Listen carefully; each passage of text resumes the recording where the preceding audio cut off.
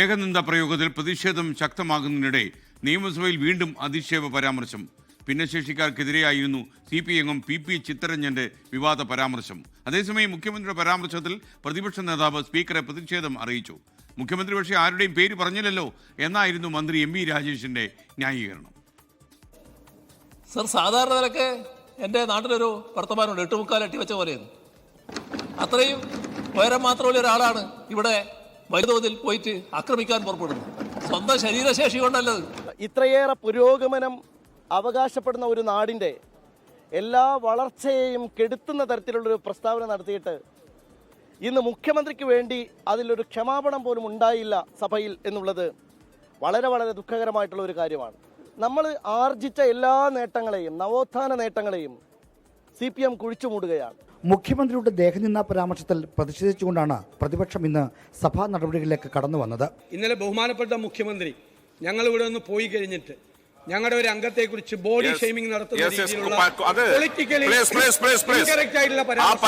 എന്നാൽ അതിശയിപ്പിക്കുന്ന ന്യായീകരണമാണ് ഭരണപക്ഷത്തു നിന്നുണ്ടായത്. ബഹുമാനപ്പെട്ട മുഖ്യമന്ത്രിയെ കുറിച്ച് പ്രതിപക്ഷ നേതാവ് പറഞ്ഞത് വസ്തുതാവിരുദ്ധമായിട്ടുള്ള കാര്യമാണ്. അദ്ദേഹം ഒരംഗത്തിന്റെയും പേര് ഇവിടെ പരാമർശിച്ചിട്ടില്ല.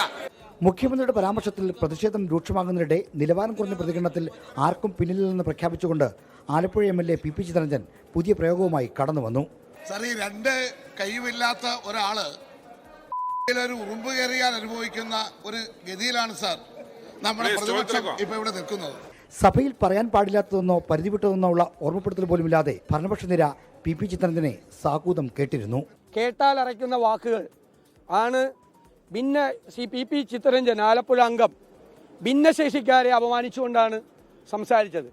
2 കൈയും ഇല്ലാത്ത ആളുകൾ വേണ്ടാത്തടത്ത് ഉറുമ്പ് കയറിയാൽ എന്തു ചെയ്യും എന്നതുപോലെയാണ് എന്നൊക്കെയുള്ള വളരെ നിലവാരം കുറഞ്ഞ പരാമർശങ്ങൾ നടത്തി.